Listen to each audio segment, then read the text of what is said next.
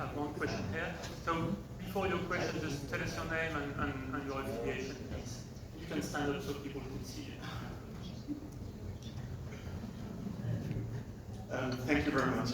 Christian Ramsbach from the OECD, working on essentially on data governance more broadly. The question that I had is essentially starting with the appreciation Francesca's first statement about the reminding us that AI has been there for a long time. And I think we were referring to Turing, as Dave was. And I wonder if the question whether it's an evolution or a revolution actually also depends on what we mean by the AI. Meaning, if we're talking about AI more broadly, or if we're talking about generative AI more specifically, which I have the feeling that a lot of people are talking about while still using that broad term AI. So my question is, would you have a different statement if focusing explicitly on generative AI? And the last point, also referring to Francesca's, in the first round of comments, we're referring to how AI, I guess also generative AI, could basically help us redefine how we produce data products that are typically produced by statistical agencies, like for instance, even the website. And I had to think about basically the time when HTML were handwritten and it was basically automated with PHP, which was handwritten, and now we are basically in a phase where the PHP code is AI generated, but the prompts are actually handwritten. And so my question there is, I note that we don't have a quality assurance framework for the prompts at the moment, while we have it for code development. So I wonder also, what is all the panelists' take on that, also referring to Steve's reference to that we need quality assurance frameworks for how data is assessed. Thank you. Thank you very much. I think we have another question here, same table, and then one at the back.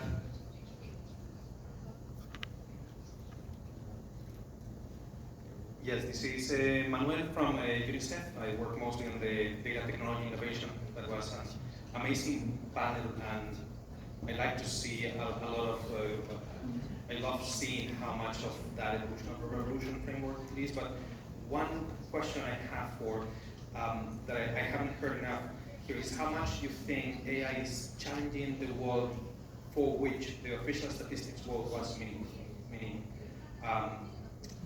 You were talking about the main currency of this world is trust, but we're seeing the post-truth era taking effect, how AI is actually making that more difficult to distinguish who is an expert from who is not.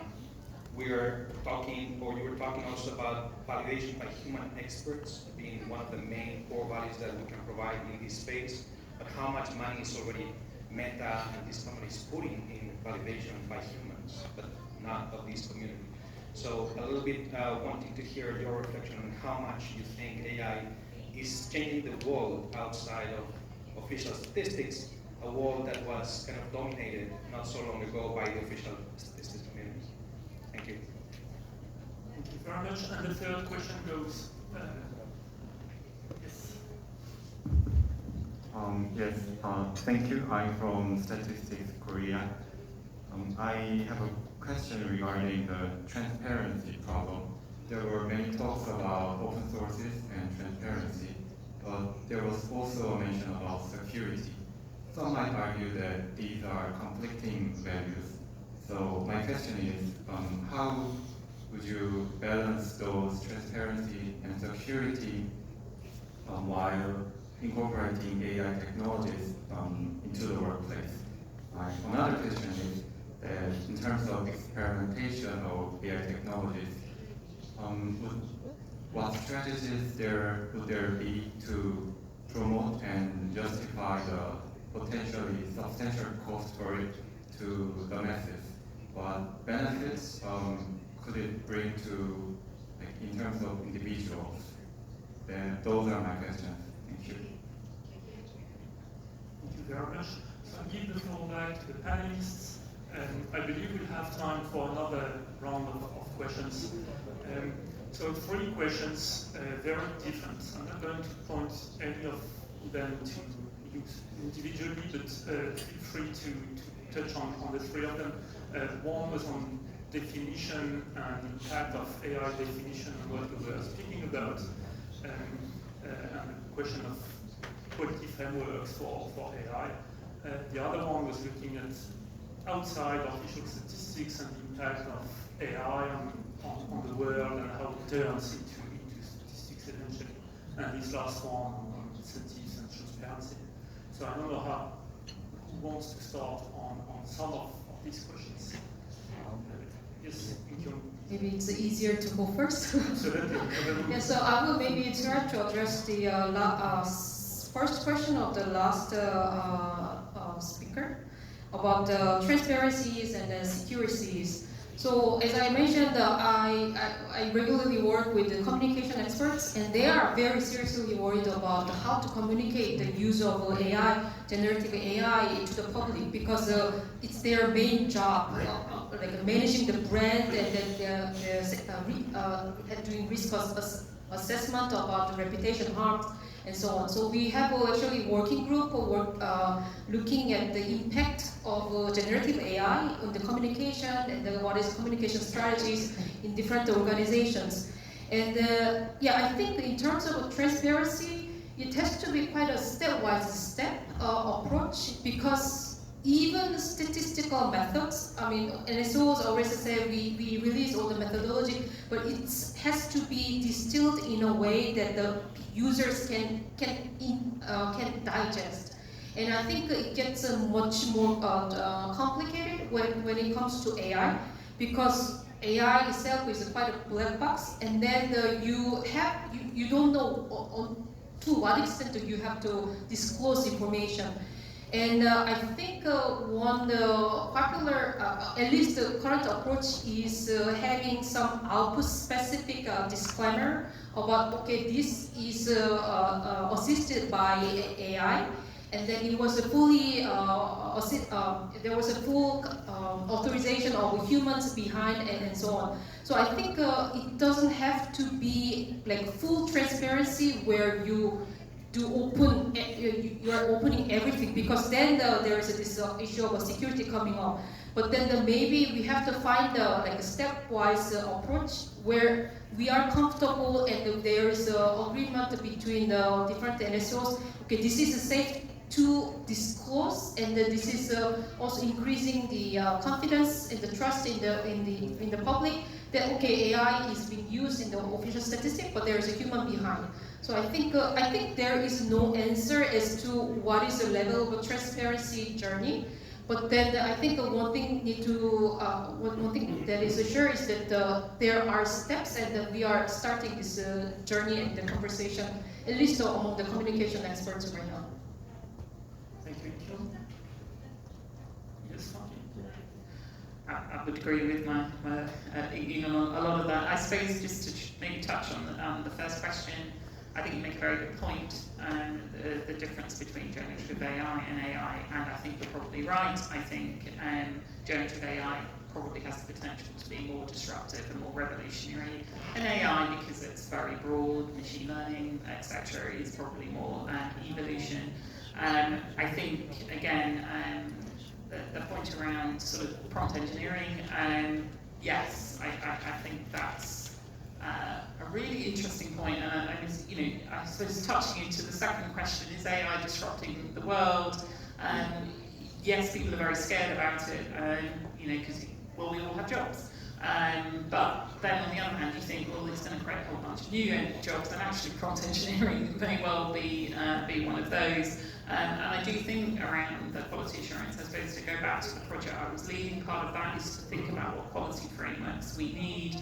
And I think also around touching into the question around AI and experts, I think it goes back to, I suppose, having the standards there, trying to work with tech companies. I know we have a colleague here from Google, about how do we try and make sure that the data they're using is properly sourced, that it is cited, that they are using the standards, so that, if I'm honest, I think they have a responsibility to ensure that the answers that they produce are the ones that are from high quality sources, and that they can be easily distinguished by the consumers of which one has got a badge, for want of a better phrase, of official statistics, and therefore it's not just taking an average of all of the different sources it has, that effectively boosts official statistics. And the UN, the ECE, we're working on a project to really try and think about how do we collaborate with tech companies. And that goes back to, I suppose, touching into the validation by humans. What are they doing to ensure that the answers that we're getting and consuming are ones that have fundamentally agreed to our quality standards as well? So just a few thoughts. I'll leave those. Yes, I would like to touch on the first question and the second one. In history, revolutionaries usually didn't know they were launching a revolution. So that is true for the French Revolution, or that is true for many revolutions across the globe. So whether it's generative AI or just AI, we don't know. And if it's a revolution, it already happened. So let's historians debate, and we need to manage what is going on. So it's not avoiding the answer, but it's something that I mean, just try to manage the change. And the second one, yes, I think we may have lost control on the information monopoly, but that happened before.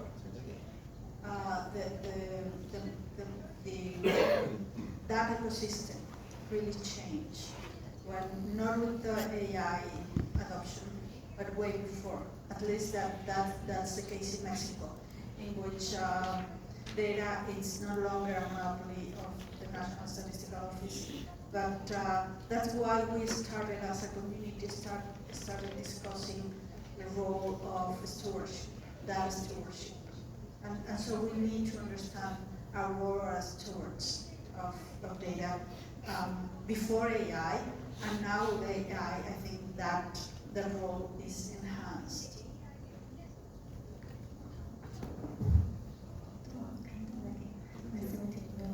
사실 이 AI로 개선안이라는 부분은 정말 폭발적인 전환으로 얘기를 하는 상황이고, 아까 질문에서도 있듯이 파괴적인 혁신이냐라는 얘기까지 나오는 상황에서 말씀하셨던 AI의 범주에 대한 부분들을 명확히 규정하는 건 굉장히 의미가 있긴 하겠지만, 우리가 통계 당국들이 국제 통계 사회에서 대응해야 되는 부분들을 지금 논의하는 상황이고, 그럴 수밖에 없기 때문에 좀 포괄적으로 접근을 할 수밖에 없다라는 그런 생각이 드는 거고요. 그리고 아까 두 번째 질문에서는 사실은 이 부분은 정말 저희도 되게 각자가 다 궁금한 부분일 것 같습니다. AI가 다 대체를 하거나 아니면 AI가 어떤 식으로 활용이 돼서 나온 결과물에 대해서 인간은 도대체 무슨 역할을 할 것인가, 검증의 부분을 어느 범주로 가지고 갈 것인가에 대해서는 사실 저희가 그래서 좀 실험적인 부분들, 프로젝트 등 그런 것들을 통해서 경험을 계속 발굴해야 되는 상황이고, 그게 국제사회에서 논의를 하고 정보를 공유하는 한 의미가 되지 않을까. 사실 답이 없어서 제가 조금 저도 사실 궁금했던 부분이라서 그렇게 말씀을 드려야 될 것 같고, 우리 통계청, 한국 통계청에서 질문한 부분은 투명성을 이게 개념이 맞는지는 모르겠지만 지금 오픈소스와 같이 얘기를 하시는 상황이라서 그와 함께 하는 보안성 문제 이 부분은 통계청은 그렇게 접근을 하고 있습니다. 한국 통계청은 비식별화 조치라는 부분이고요. 그러니까 개방을 하는 부분에 대해서 최대한 보안을 강조하는 차원에서 제공을 한다. 개방을 하되 비식별화해서 제공한다라는 비식별화 조치라는 부분이 있고, 그리고 그 AI라는 활용을 부분을 이제 공개된 그 AI가 아니라 내부적인 AI를 활용한다라는 방식의 그런 접근이 있을 것 같습니다. 그래서 질문하는 취지가 맞는지 모르겠지만 그런 방향성을 다 같이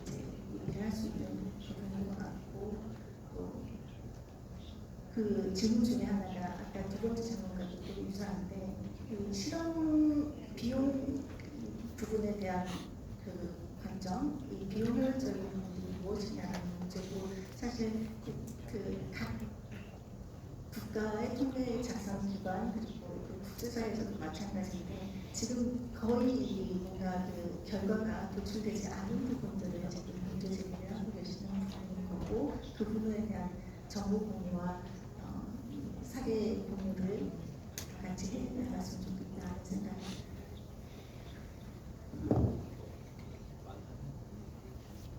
Thank you very much. Ina?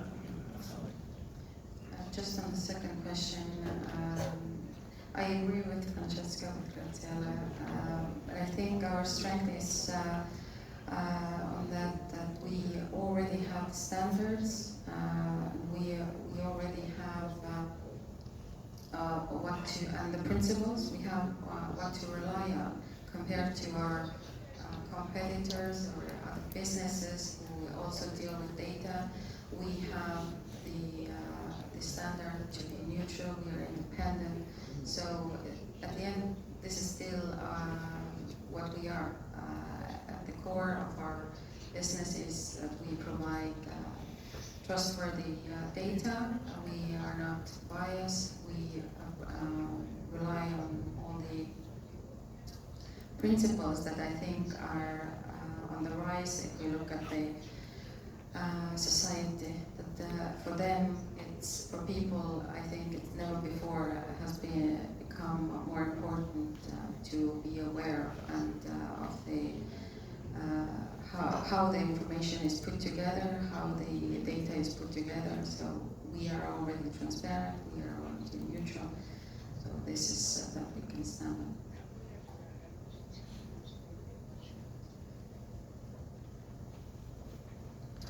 Thank you very much. We have an online question. I believe we have a bit of time asking the MC. Can we open for another round of questions? Yes. We have about 15 minutes maximum. Wonderful. So, it's Usama here. If you have other questions, please raise your hand. There's one in the middle there. Michael. Yes, please, Usama. Well, you'll be second. Yes, please. Yes, thank you. Thank you. Well, I would say that I agree that if we consider AI as just another tool. Can you tell us who you are? And Sorry. Thank you. Sorry. I am Elio from INEGI, Mexico. Yes, sorry. I would say that I agree if we consider AI just another tool, its adoption is more evolutionary than disruptive. But what happens if we start viewing AI agents as a new type of user? Will it still be an evolutionary change or something more disruptive? Should NSOs begin to consider AI agents as users in their systems and processes? Thank you. Thank you very much. Osama? Just here. Thank you. Osama Rahman from the Office for National Statistics in the UK. I've got a question about informing the public. We all talk about informing the public. Now, what the issue is here is the issue that sort of there's now general knowledge about Gen AI and some of the issues around it. So I do wonder how well we actually inform the public rather than expert users about the use of our proprietary software, such as Excel or Fame or SAS. And do we know that all the code underpinning these is robust and error-free? I mean, if the public knew how easy it is to make a cell transposition error in Excel, I wonder if they'd be trusting us to use it. Or is it simply that with our traditional methods we can have confidence because we can kind of hand calculate some of our methodologies using small data? So is the issue black box because we do use black box tools, right? So using Fame, SAS and Excel is essentially black box. We do not know the code underpinning these. We do not see the code underpinning these. So is the issue black box or is it replicability, which becomes a bit of an issue when you use Gen AI? Or is it simply the speed of change? Thank you very much. That's your last chance. Raise your hand. Okay, we have a question from online. So from Dr. Srivastava from the Government of India, Ministry of Statistics and Program Implementation. My question to the speakers, how can AI help in the integration of admin data with survey data for better estimates with high precision? Spoke to this a bit. So again, 3 questions. I'm just checking the room here. No last burning question, right? It's the last chance. Good. So 3 questions, again, different questions. The first one is the most. Yeah, you've been always last, so you can be first. Oh gosh, they're all quite hard, aren't they? So, yeah, thinking about AI, I definitely agree with Elliot. And I suppose that was touching on the fact that I sort of see increasingly with AI and the use of, I suppose, APIs and effectively machine to machine. I mean, I think agentic AI is, I suppose, another interesting concept, and you know, it could help in areas, for example, around surveys. I'm aware of a bit of work that ONS have been doing, and oh gosh, another country. Somewhere in like Kazakhstan, but I may have got that one wrong. But they're sort of using it to help improve the quality and make it easier to answer surveys. And I suppose that then potentially touches into the question around blending sort of survey and administrative data. So it's almost like, for example, when the labour force survey, what's your occupation? Somebody says engineer. Well, what's that? It could be 20 different types of engineer, and it can then ask the next question to say, well, do you mean software? Do you mean roads, civil engineering? So I think it could genuinely help in that sense around agentic AI, but I think we have to make sure our data is readable by machines, absolutely, 100%. I think we do that. You know, we do that already.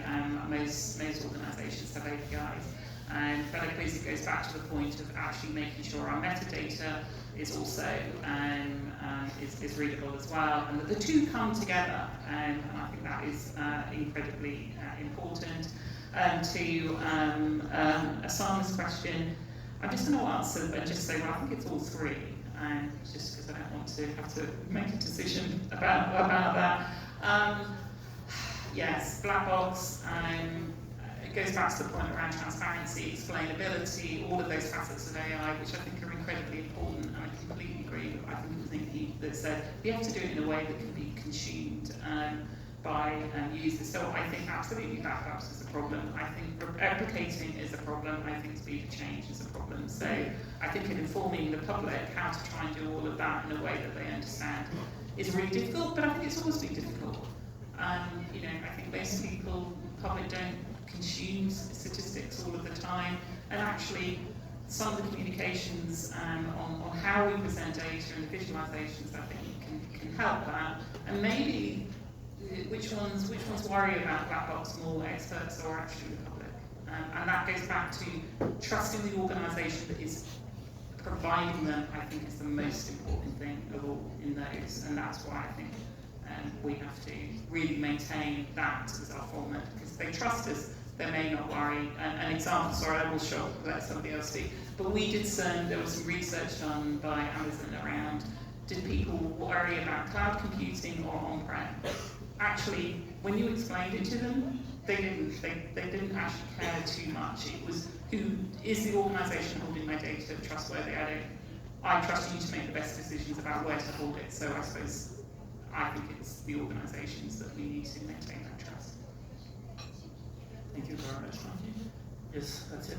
Just really briefly, we have the timer on, so that indicates the remaining time for this session. Thank you. Yeah, I would like to touch on the question on the black box and the transparency. I think the novelty of AI makes us aware of the pitfalls of the past. So we didn't reveal all what we did step by step and before AI. And now with AI, we think we are, we have to make transparent every single detail. But perhaps it's not for the public, it's for ourselves. And that is because we are not fully convinced. And since we're not fully convinced, we have to convince ourselves before sending information to others. So I think this is a transition, and eventually we'll get a plateau in which we're comfortable in communicating what is really important, because perhaps the public didn't really care, or most of the public didn't care, but we do. So it's like transparency for ourselves. So we need to reflect on that. I don't know. I mean, it's just a hypothesis I'm putting in place here. And for the questions from the virtual part, I think again AI might be very helpful, but as long as we do not resolve the problems with administrative data. So AI might be helpful, but if administrative records keep changing and changing, that wouldn't be solved by AI in itself. Thank you. Thank you, Graciela. Any last thoughts? Yes? Yeah, so I want to touch on Osama's question, and it's an interesting point. That maybe we find it comfortable delegating this responsibility to these big companies historically, and then it was just accepted as a practice. But I think I agree that like Frankie, all three elements are important. But I think there's another, which is public expectations. Because I think it's not just that NSO's operating as it is, it has been, but also public attitudes are changing. I was in one of our meetings, and it was about something around ethics, and then there was one delegate saying that, oh, our agency exists for 130 years, but it's only recently where we started talking about ethics very seriously. Because NSO started using more microdata, but also public expectation grows much higher. And I think in terms of AI, especially generative AI, there are still a mix of fear and uncertainty. Some people think it's going to replace them, and it's going to be beginning of the end of the world. So I think NSOs also need to respond to this heightened sense of public sentiment, and observe what they are thinking and respond to that level. So I think it's a black box, speed of changes, and replicability, but it's also public sentiment playing a role there.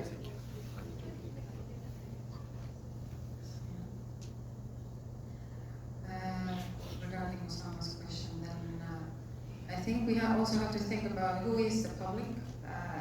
In our office, we have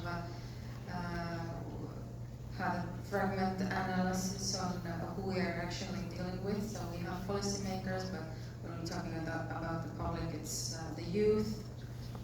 We are collaborating with universities. We are collaborating with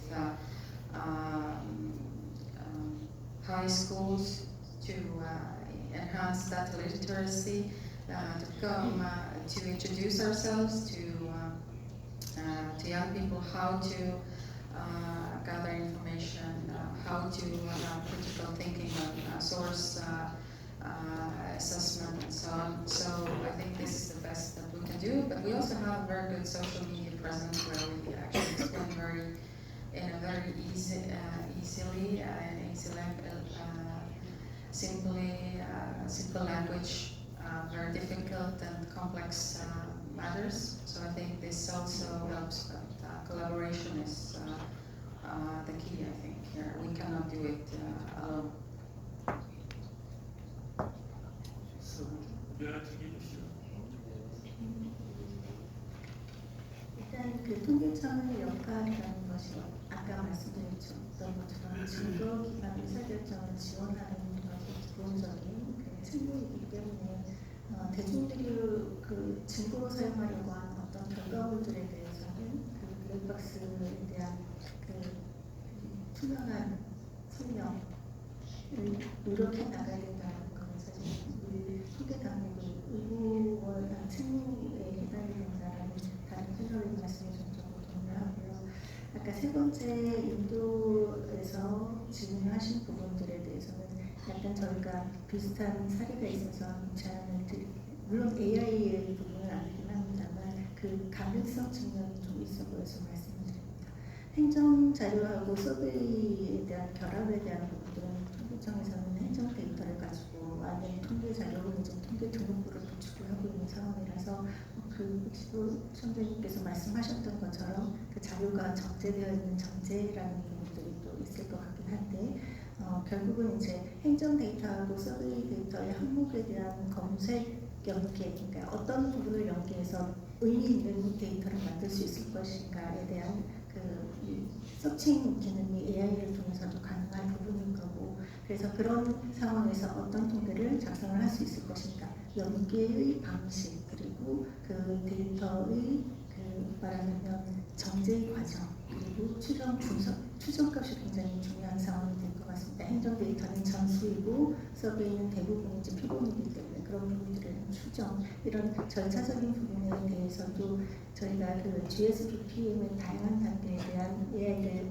저희가 모색하고 있는 것처럼 그런 부분들에 대한 그 하나의 방안으로 검토할 수 있는 부분이 있지 않을까 하는 생각이 드네요.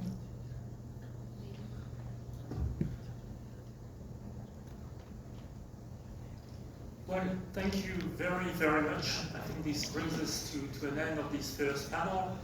We have 1 more minute to go, so we'll finish right on time. So I'd like again to thank you, our great panelists, for such thoughtful reflections that spoke very well to the complexity of the question of AI and official statistics. I like how you brought practical examples and made links to the follow-up sessions this afternoon and tomorrow. Thank you also for the engagement of participants also online. Thank you for being with us. I'm not going to make a summary of the interventions. I think GenAI has done it already much better than what I could do. But to me, I heard 3 things from our panelists. One is trust by design, and I think you've repeated it. If we use AI in our work, and as we are using it, then we must build in transparency, quality, and safeguards from the very start. So that's one. The second thing which I heard is people and capability. I think you say technology is here, yet technology won't make our organizations AI ready. It's about skills, about people, and how we are governed and how we govern. And the third goal, which I think you made loud and clear, is collaboration and shared infrastructure and standards. None of us can face this AI and digital transformation alone and in isolation, and I think we need common frameworks, that was to say, common tools. You gave some examples of collaboration going on, and we'll hear more in the next sessions. So I believe, as our panelists, if we are bold in experimenting, rigorous in safeguarding quality, and open in sharing solutions and learning, AI can help us strengthen trust and build the next generation of official statistics. So if we do that together, then to the point of Steve, I think AI becomes much less of a black hole and much more of a wormhole that accelerates us towards faster, better, and more useful official statistics. So I hope we can carry those messages forward in the next sessions. And I think I will stop here with a round of applause for our panelists.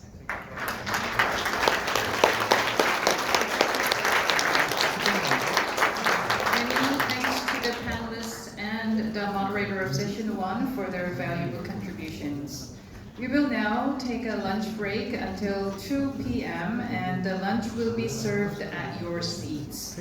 For smooth service, it would be very helpful if you can clear out space in front of you a little bit. And also, please kindly understand that staff may check your name tags for dietary preferences. The lunch service will end at 1:30 p.m. as session 2 will begin promptly at 2 p.m. We wish you a pleasant lunch. Thank you.